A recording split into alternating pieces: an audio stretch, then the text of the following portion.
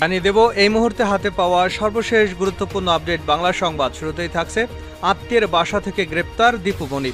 সাবেক আইনমন্ত্রী আনিসুল হক, শেখ হাসিনার উপদেষ্টা সালমান এফ রহমান, সাবেক আইসিটি প্রতিমন্ত্রী জুনায়েদ আহমেদ পলকের পর এবার গ্রেপ্তার হয়েছেন সাবেক শিক্ষামন্ত্রী ডক্টর দীপু মনি। রাজধানীর বারিধারার ডিওএইচএস এলাকায় এক আত্মীয়ের বাসা থেকে সোমবার সন্ধ্যায় তাকে গ্রেপ্তার করা হয়। এবারে জানাবো আন্তর্জাতিক অপরাধ ট্রাইব্যুনালে হাসিনা ইনু মেননের বিরুদ্ধে গণহত্যার অভিযোগ। সাবেক প্রধানমন্ত্রী শেখ হাসিনা, 14 দলের নেতা হাসানুল হক ইনু, রাশেদ খান মেনন এবং নজিবুল বশার মাইজ ভান্ডারী সহ সংশ্লিষ্টদের বিরুদ্ধে আন্তর্জাতিক অপরাধ ট্রাইব্যুনালে তদন্ত সংস্থার গণহত্যা ও মানবতা বিরোধী অপরাধের অভিযোগ দায়ের করা হয়েছে। জানাবো ইসলামী ব্যাংকের শীর্ষ 8 কর্মকর্তা বরখাস্ত। এসালম গ্রুপের সহযোগী হিসেবে চিহ্নিত ইসলামী ব্যাংকের এক অতিরিক্ত ব্যবস্থাপনা পরিচালক, 5 এমডি সহ 8 কর্মকর্তাকে বরখাস্ত করা হয়েছে। ব্যাংকটির বর্তমান কর্মকর্তাদের চাপের মুখে তাদের বরখাস্ত করা হয়। জানিয়ে দেব এখন প্রধান চ্যালেঞ্জ আইনশৃঙ্খলা পরিস্থিতির উন্নতি করা। স্বরাষ্ট্র ও কৃষি উপদেষ্টা লেফটেন্যান্ট জেনারেল মোহাম্মদ জাহাঙ্গীর আলম চৌধুরী বলেছেন, স্বরাষ্ট্র মন্ত্রণালয় আমার প্রথম অগ্রাধিকার হচ্ছে আইনশৃঙ্খলা পরিস্থিতি নিয়ন্ত্রণ তথা স্বাভাবিক রাখা। এখন প্রধান চ্যালেঞ্জ আইনশৃঙ্খলা পরিস্থিতির উন্নতি করা, আর কৃষি মন্ত্রণালয়ের প্রথম অগ্রাধিকার হচ্ছে কৃষি উৎপাদন বাড়িয়ে বিপুল জনগোষ্ঠীর এদেশে খাদ্য নিরাপত্তা নিশ্চিত করা। এদিকে আওয়ামী লীগ নিষিদ্ধ ও নিবন্ধন বাতিল চেয়ে হাইকোর্টে রিট। ছাত্র জনতার উপর গণহত্যার দায় আওয়ামী লীগকে নিষিদ্ধ এবং নিবন্ধন বাতিল চেয়ে হাইকোর্টে একটি রিট করা হয়েছে। সোমবার রিটটি করেছেন মানবাধিকার সংগঠন সারডা সোসাইটির পক্ষে নির্বাহী পরিচালক আরিফুর রহমান মুরাদ ভুইয়া। এবং সর্বশেষ জানাবো আন্তর্জাতিক সংবাদ। আমি ঘুমাতে পারি না, সারা জীবনে এত কবর খুঁড়িনি। ফিলিস্তিনের অবরুদ্ধ গাজা উপত্যকার সাদ হাসান বারাকা নামে একজন কবর খননকারী বলেছেন, ইহুদিবাদী ইসরায়েলের বর্বর আগ্রাসন এবং গণহত্যায় শহীদ 19,000 ব্যক্তিকে তিনি কবর দিয়েছেন। ইসরায়েলি আগ্রাসনে এরই মধ্যে গাজা উপত্যকায় শহীদের সংখ্যা 40,000 ছাড়িয়ে গেছে। এতক্ষণ শিরোনাম শুনছিলেন, এবার বিস্তারিত। প্রিয় দর্শক, আপনি যদি এই চ্যানেলে নতুন হয়ে থাকেন, ভিডিওটি দেখতে দেখতে চ্যানেলটি সাবস্ক্রাইব করে আমাদের সঙ্গেই থাকুন। আর এই ভিডিও সম্পর্কে আপনি আপনার মূল্যবান মতামতটি কমেন্ট বক্সে জানিয়ে দিন। আর হ্যাঁ প্রিয় দর্শক, জানিয়ে দিন ভিডিওটি কোথা থেকে দেখছেন। আত্মীয়ের বাসা থেকে গ্রেপ্তার দীপু মনি। সাবেক আইনমন্ত্রী আনিসুল হক, শেখ হাসিনার উপদেষ্টা সালমান এফ রহমান, সাবেক আইসিটি প্রতিমন্ত্রী জুনায়েদ আহমেদ পলকের পর এবার গ্রেপ্তার হয়েছেন সাবেক শিক্ষামন্ত্রী ডক্টর দীপু মনি। রাজধানীর বারিধারা ডিওএইচএস এলাকায় এক আত্মীয়ের বাসা থেকে সোমবার সন্ধ্যায় তাকে গ্রেপ্তার করা হয়েছে। ঢাকা মহানগর পুলিশের গুলশান বিভাগের উপকমিশনার জিয়াউদ্দিন আহমেদ যুগান্তরকে এ তথ্য নিশ্চিত করেছেন। তিনি বলেন, দীপু মনিকে গ্রেপ্তার করে ডিবি কার্যালয়ে নেওয়া হচ্ছে। তাকে কোন মামলায় গ্রেপ্তার করা হয়েছে জানতে চাইলে এ বিষয়ে পরে জানানো হবে বলে জানান পুলিশের এই কর্মকর্তা। দীপু মনি 2008 সাল থেকে তিনি চাঁদপুর 3 আসনে সংসদ সদস্য হিসেবে দায়িত্ব পালন করেছেন। এছাড়া 2009 সাল থেকে 2013 সাল পর্যন্ত বাংলাদেশের পররাষ্ট্রমন্ত্রী ছিলেন, আর 2019 থেকে এবছরের শুরু পর্যন্ত শিক্ষামন্ত্রী ছিলেন। আন্তর্জাতিক অপরাধ ট্রাইব্যুনালে হাসিনা ইনু মেননের বিরুদ্ধে গণহত্যার অভিযোগ।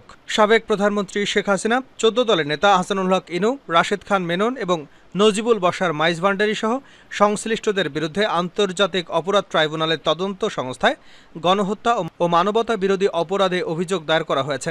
গত 4 আগস্ট মিরপুরে দেশ পলিটেকনিক কলেজের 9ম শ্রেণীর শিক্ষার্থী নিহত শাহরিয়ার হাসান আলভির বাবা মোহাম্মদ আবুল হাসান আন্তর্জাতিক অপরাধ ট্রাইব্যুনালে তদন্ত সংস্থায় এ অভিযোগ দায়ের করেছেন। আজ এ তথ্য জানিয়েছে সুপ্রিম কোর্টের আইনজীবী গাজী এম.এইচ. তামিম। আসামিদের নির্দেশে পুলিশের গুলিতে গত 4 আগস্ট মিরপুরে দেশ পলিটেকনিক কলেজের 9ম শ্রেণীর ছাত্র নিহত শাহরিয়ার হাসান আলভি নিহত হয় বলে অভিযোগ করা হয়েছে। অভিযোগে আরও বলা হয়, গত 30 জুলাই আসামিরা আন্দোলন দমানো এবং হত্যাকাণ্ড সংঘটিত করার জন্য বৈঠকে বসে এবং সর্বসম্মতিক্রমে সকল শক্তি প্রয়োগ করে আন্দোলন দমানোর জন্য সিদ্ধান্ত গ্রহণ করে। এর আগে শেখ হাসিনার বিরুদ্ধে আরও 2টি গণহত্যার অভিযোগ আনা হয়েছে, সেগুলোর তদন্ত চলমান রয়েছে। ইসলামী ব্যাংকের শীর্ষ 8 কর্মকর্তা বরখাস্ত। এসালম গ্রুপের সহযোগী হিসেবে চিহ্নিত ইসলামী ব্যাংকের অতিরিক্ত ব্যবস্থাপনা পরিচালক 5 ডিএমডি সহ 8 কর্মকর্তাকে বরখাস্ত করা হয়েছে। ব্যাংকটির বর্তমান কর্মকর্তাদের চাপের মুখে তাদের বরখাস্ত করা হয়। সোমবার ব্যাংক থেকে এ সংক্রান্ত চিঠি দেওয়া হয়। কেন্দ্রীয় ব্যাংকের নির্বাহী পরিচালক ও মুখপাত্র মোহাম্মদ মেজবাউল হক গণমাধ্যমকে এ তথ্য নিশ্চিত করেছেন। বরখাস্ত এসব কর্মকর্তাদের মধ্যে এসালম গ্রুপের চেয়ারম্যান সাইফুল আলমের একান্ত সচিব আকিজ উদ্দিন এবং ইসলামী ব্যাংকের ঋণের দায়িত্বে থাকা মিফতা উদ্দিন রয়েছেন।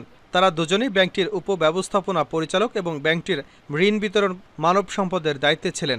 বরখাস্ত অন্য কর্মকর্তারা হলেন অতিরিক্ত ব্যবস্থাপনা পরিচালক JQM হাবিবুল্লাহ, উপব্যবস্থাপনা পরিচালক মোহাম্মদ সাব্বির, মোহাম্মদ রেজাউল করিম, ডক্টর মোহাম্মদ আবদুল্লাহ আল মামুন, ক্যামেলকো তাহের আহমেদ চৌধুরী এবং IBT এর প্রিন্সিপাল মোহাম্মদ নজরুল ইসলাম।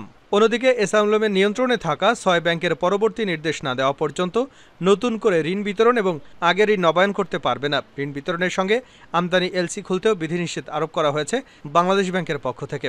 এসআলম গ্রুপের নিয়ন্ত্রণে থাকা ব্যাংকগুলোর মধ্যে রয়েছে ইসলামী ব্যাংক বাংলাদেশ, সোশ্যাল ইসলামী ব্যাংক, ফার্স্ট সিকিউরিটি ইসলামী ব্যাংক, ইউনিয়ন ব্যাংক, গ্লোবাল ইসলামী ব্যাংক, বাংলাদেশ কমার্স ব্যাংক।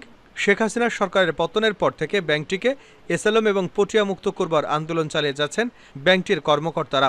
তারা ব্যাংকটির পরিচালনা পর্ষদ ভেঙে দেওয়া এবং ঋণ বিতরণে অনিয়মে জড়িত কর্মকর্তাদের বিচারের দাবি জানিয়েছেন। আওয়ামী সরকারের পতনের পর ব্যাংকটিতে যেতে পারছে না এসআলমপন্থী কর্মকর্তারা। গত 7 বছরে সাইফুল আলমের নিজ এলাকা চট্টগ্রামের পটিয়ায় প্রায় 10,000 কর্মকর্তাকে নিয়োগ দেওয়া হয়েছে। এখন প্রধান চ্যালেঞ্জ আইনশৃঙ্খলা পরিস্থিতির উন্নতি করা। স্বরাষ্ট্র উপদেষ্টা ও কৃষি উপদেষ্টা লেফটেন্যান্ট জেনারেল মোহাম্মদ জাহাঙ্গীর আলম চৌধুরী অবসরপ্রাপ্ত বলেছেন, স্বরাষ্ট্র মন্ত্রণালয়ে আমার প্রথম অগ্রাধিকার হচ্ছে আইনশৃঙ্খলা পরিস্থিতি নিয়ন্ত্রণ তথা স্বাভাবিক রাখা। এখন প্রধান চ্যালেঞ্জ আইনশৃঙ্খলা পরিস্থিতির উন্নতি করা। আর কৃষি মন্ত্রণালয়ের প্রথম অগ্রাধিকার হচ্ছে কৃষি উৎপাদন বাড়িয়ে বিপুল জনগোষ্ঠীর এদেশের খাদ্য নিরাপত্তা নিশ্চিত করা। সোমবার স্বরাষ্ট্র মন্ত্রণালয় নিজ দপ্তরে জাতিসংঘের আবাসিক সমন্বয়কারী গোয়েন লুইস এর সঙ্গে বৈঠক শেষে সাংবাদিকদের প্রশ্নের জবাবে এসব কথা বলেন তিনি। বৈঠকের বিষয়ে উপদেষ্টা বলেন, বিদ্যমান পরিস্থিতিতে জাতিসংঘ কী ধরনের সাহায্য এবং সহযোগিতা করতে পারে এবং সরকার কোন কোন সেক্টরে সহযোগিতা চাচ্ছে সে বিষয়ে প্রধানত কথা হয়েছে। রোহিঙ্গা সমস্যা নিয়েও আলাপ হয়েছে জানিয়ে স্বরাষ্ট্র উপদেষ্টা জাহাঙ্গীর আলম চৌধুরী বলেন, রোহিঙ্গাদের ক্ষেত্রে তারা সহযোগিতা করছে। আমরা আরও সহযোগিতা চেয়েছি। 1.2 মিলিয়ন রোহিঙ্গা প্রতিদিনই তাদের বাচ্চা বাড়াচ্ছে, খরচ বাড়াচ্ছে। আমাদের পক্ষে কতদিন খরচ বহন করা সম্ভব? তিনি বলেন, জাতিসংঘ থেকে যে ফ্যাক্ট ফাইন্ডিং মিশন আসবার কথা সেটা তারা পাঠাবে। সেক্ষেত্রে তারা আমাদেরকে কোন ধরনের সহযোগিতা করবে, আমরা কোন ধরনের সহযোগিতা চাই, এসব নিয়ে আলোচনা হয়েছে। জাতিসংঘের ফ্যাক্ট ফাইন্ডিং মেশিন আগামী সপ্তাহে বাংলাদেশে আসতে পারে। আওয়ামী লীগ নিষিদ্ধ এবং নিবন্ধন বাতিল চেয়ে হাইকোর্টে রিট। ছাত্র জনতাকে নির্বিচারে হত্যার দায়ে আওয়ামী লীগকে নিষিদ্ধ এবং নিবন্ধন বাতিল চেয়ে হাইকোর্টে একটি রিট করা হয়েছে। সোমবার রিটটি করেছেন মানবাধিকার সংগঠন সারডা সোসাইটির পক্ষে নির্বাহী পরিচালক আরিফুর রহমান মুরাদ ভূঁইয়া। রিটে যেসব প্রতিষ্ঠান শেখ হাসিনার নামে রয়েছে সেগুলোর নাম পরিবর্তন চাওয়া হয়েছে। এছাড়া দেশ সংস্কারের লক্ষ্যে বর্তমান অন্তর্বর্তীকালীন সরকারের মেয়াদ সর্বনিম্ন 3 বছর এবং বিদেশে পাচার করা 11 লাখ কোটি টাকা ফেরত আনতে বিগত আওয়ামী সরকারের আমলে চুক্তিভিত্তিক নিয়োগ পাওয়া কর্মকর্তাদের বদলি চাওয়া হয়েছে। এ বিষয়ে রিটকারী আরিফুর রহমান মুরাদ ভূঁইয়া বলেন, রিটের এই বিষয়গুলোতে রুল এবং আদেশ চাওয়া হয়েছে। বিচারপতি KM আসাদুজ্জামানের নেতৃত্বাধীন হাইকোর্ট বেঞ্চ রিট আবেদনটির পক্ষে শুনানি হবে বলে জানা গেছে।